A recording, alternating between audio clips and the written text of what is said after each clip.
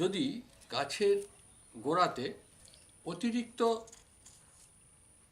Watering হয়ে যায়, জল অতিরিক্ত হয়ে যায়, তাহলে হতে পারে এই পাতা শুকিয়ে যাওয়া বা পাতাটা লাল হয়ে আস্তে আস্তে শুকিয়ে যায়। এগুলো কিন্তু ওই আপনার অতিরিক্ত ওয়াটারিং হওয়ার জন্যই বেশিরভাগ হয়।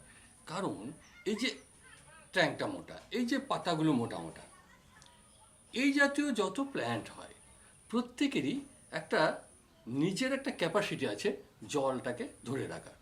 তাই এদের ক্ষেত্রে কি হয় না, জল না থাকলেও এরা বেঁচে থাকতে পারে। গোড়াতে মাটিতে যদি জল নাও থাকে এরা বেঁচে থাকতে পারে। আপনি এর গোড়াকার মাটি একেবারেই শুকিয়ে যাবে, তারপর আপনি জল দেন, ব্যাস আবার মাটিটা একবারে শুকিয়ে যাওয়ার জন্য অপেক্ষা করুন। আপনি বুঝবেন কি করে? সবসময় খুঁড়ে খুঁড়ে দেখা হয় না। তাহলে এখানে দেখবেন আগাছা থাকেই দুটো চারটা, এই যেমন এই যে এটার মধ্যে রয়েছে। যখন গোড়াকার মাটিটা শুকিয়ে যাবে তখন দেখবেন আগাছাগুলো ঝিমিয়ে যাবে। যখন দেখবেন যে আগাছাগুলো ঝিমিয়ে যাচ্ছে তখন জানবেন যে আপনার গোড়াকার মাটিটা শুকিয়ে গেছে। তখন জল দিতে থাকুন। একবার জল দিয়ে দিলেন, আবার অপেক্ষা করুন। কারণ বলছি একটাই, আপনি যদি এক সপ্তাহ পরে পরে জল দেন তাহলে গ্রীষ্মকালে জলের টানটা একটু বেশি হয়, আবার সেই তুলনায় বর্ষাকালে বা শীতকালে জলের টানটা কম থাকে। শীতকালে থাকলেও বর্ষাকালে একদম কম থাকে।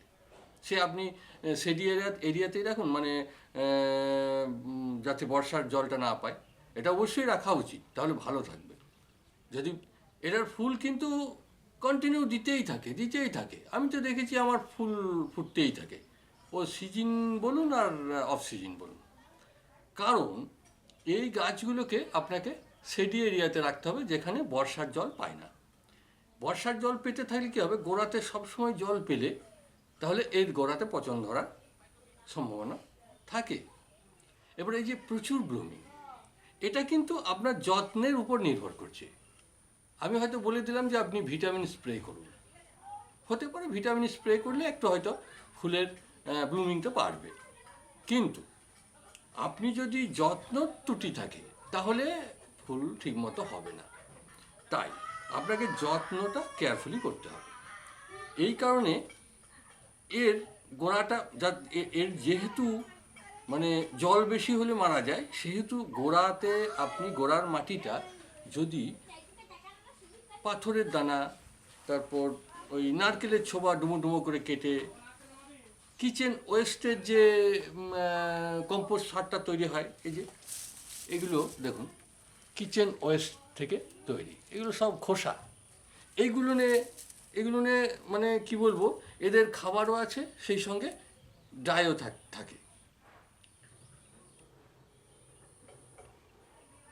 অনেক সময় দেখা যায় যে ভুলবশত ওভার ওয়াটারিং হয়ে গেছে বা বর্ষাকালে নিচেতে ছিল, দেখা গেল কোনো একটা অংশ পচন ধরেছে, যেটা আমার এই গাছটার ক্ষেত্রে হয়েছিল। আপনারা দেখে বুঝতে পারছেন এই যে এই অংশটা, এই গাছটা আমি তুলে দেখাচ্ছি আমি কি ধরনের মাটি ব্যবহার করেছি।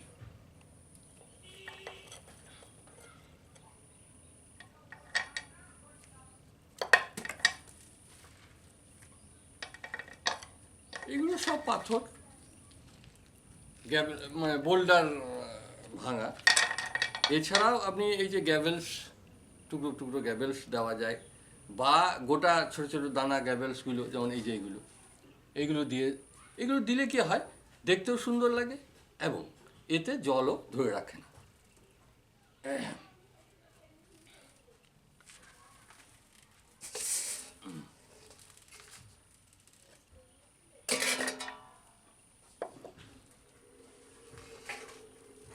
এটা দেখুন,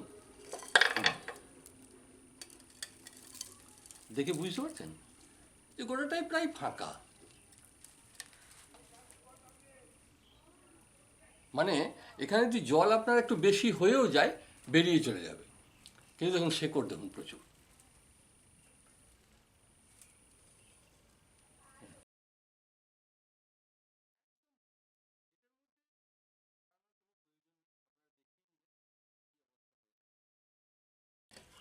এবার যেটা বলার জন্য আমি এটাকে তুললাম, এখানে দেখুন এই যে এই অংশটা দেখুন খুব ভালো করে, এইটা তখন এই যে এই শেকড়গুলো নিচেকার এইগুলো ছিল না, এইটা গোটায় একটা অংশ, দেখে বুঝতে পারছেন, এইটা গোটায় একটা অংশ ছিল এইভাবে। হঠাৎ দেখলাম এই জায়গাটা মানে উপরের খোসাটা রয়ে গেছে, ভেতরে ভেতরে পচন ধরে গেছে, তপ তপ তপ তপ করছে, বুঝতে পারলাম পচে গেছে। তখন কি করলাম, জল দেওয়াটা মানে কোনো কারণে ওভার ওয়াটারিং হয়েছিল, জল দেওয়াটা একদম বন্ধ করে দিলাম। এটা হচ্ছে প্রথম কাজ। যখনই দেখবেন যে শেকড়ে বা গোড়াতে পচন ধরেছে, সঙ্গে সঙ্গে জল দেওয়াটা একদম বন্ধ করে দেবেন। একবার নিশ্চিত থাকুন গাছ কিন্তু মারা যাবে না। আপনি ভাবুন, যার নিজস্ব ক্ষমতা রয়েছে সেখানে বেশি জল দেবো কেন আমরা? যাই হোক, এটার জন্যে কি কি করবেন? প্রথম, জল দেওয়াটা বন্ধ করে দিলেন। এটা কিন্তু ফাঙ্গাস ইনফেকশন বলা হয়। এটার জন্য অ্যান্টিফাঙ্গাস যে কোনো একটা যে কোনো অ্যান্টিফাঙ্গাস, যেমন আমি যেটা ব্যবহার করি বেবিস্টন, খুব ভালো কাজ করে। বেবিস্টন আপনি ওই 1 লিটার জলে 1 থেকে 1.5 চামচ পরিমাণ মিশিয়ে দিলেন, নিয়ে স্প্রে করে দিলেন মাটি ফাটি সব। মাটিতে অনেক সময় ফাঙ্গাস ইনফেকশন হয়, তার জন্যে মাটিটা তৈরি করার সময় আপনি ওই ডাস্ট পাউডারটা অ্যান্টিফাঙ্গাস হিসেবে ব্যবহার করতে পারেন। আর তাছাড়া সবথেকে বড় ব্যাপার নিমখোল, যেটা বললাম না, নিমখোলও একটা পরিমাণ মতো দিয়ে দিতে পারেন। সেটা হয়তো এর খাবারেরও কাজ করবে, আর সেই সঙ্গে আপনার ওই কী বলবো জীবাণুনাশক হিসাবে, কীটাণুনাশক হিসাবে কাজ করবে। এবার কি করবেন, এছাড়া তার যেটা বললাম তাতেই দেখবেন এই এই এই যে সমস্যাটা হয়েছিল সেটা এটা আমার ওইভাবেই ঠিক হয়েছে। এখন ঠিক আছে, এখন তার কোনো সমস্যা নেই। এগুলো নিয়ে যদিও ওই সময় হতে হয়নি, আর দেখেই বুঝতে পারছেন জল একদম প্রায় নেই, শুকিয়ে আছে, প্রয়োজন হলে আবার জল দেবো এইরকম। এখন অনেক মানে অনেকেই প্রশ্ন করেন যে এদেরকে খাবার কী দেবো বা ফার্টিলাইজার কী দেবো। এটা আমি বারবার বলছি, যদি খুব প্রয়োজন মনে হয় তাহলে ওই এনপিকে বা ওই এনপিকে 19-19-19, আমি ওটা 19-19 বা 20-20-20, 20-20-20 এগুলো আমরা ব্যবহার করি। তাছাড়া আমাদের দেশে যেটা 10-26-26, তবে পরিমাণ খুব কম দিতে হবে। 10-26-26 দিলে ওই 1.5 লিটার জলে হাফ চা চামচ পরিমাণ।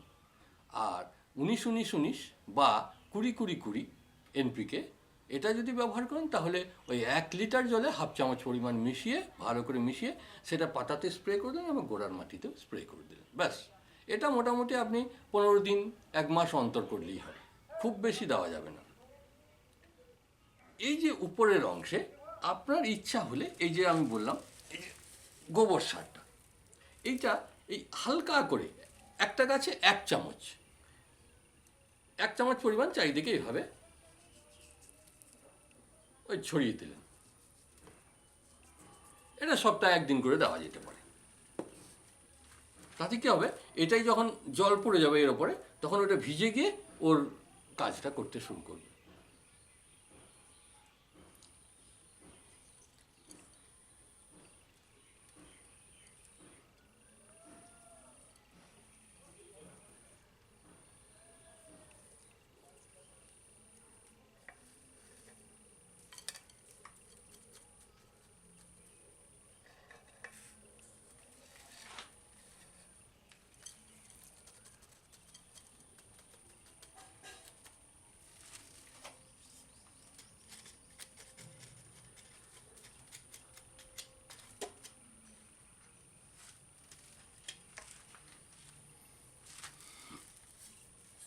এখানে আমি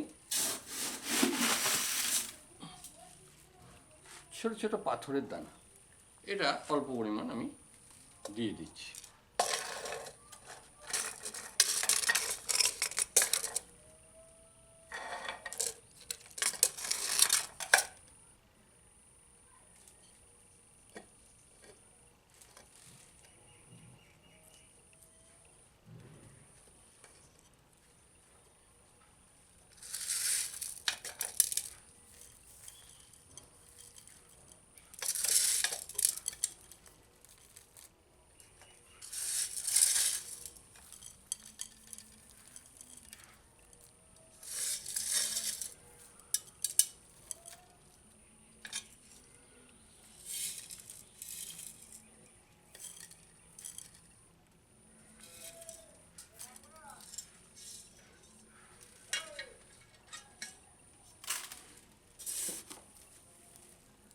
গোবর সার ডাস্ট করা আছে, ওই 1 চামচ কি 1.5 চামচ পরিমাণ করে দিতে থাকবে।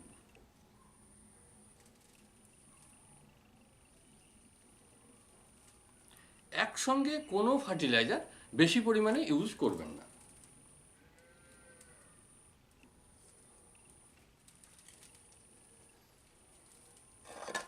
এই যে দেখুন এই গাছটা, এটা ওই গোড়াতে কি এটা এইটা দিয়ে এই ডালটা খুব বড় হয়ে গিয়েছিল, এইভাবে এটা দিয়ে ধরে রেখেছিলাম, যখন ফুল হচ্ছে তখন নুয়ে যাচ্ছিল, যার জন্য এই তারটা দিয়ে ওটাকে তুলে রেখেছিলাম। তারপর দেখলাম লম্বা হয়ে যাচ্ছে, এই কারণে এগুলোকে কেটে দিয়েছি।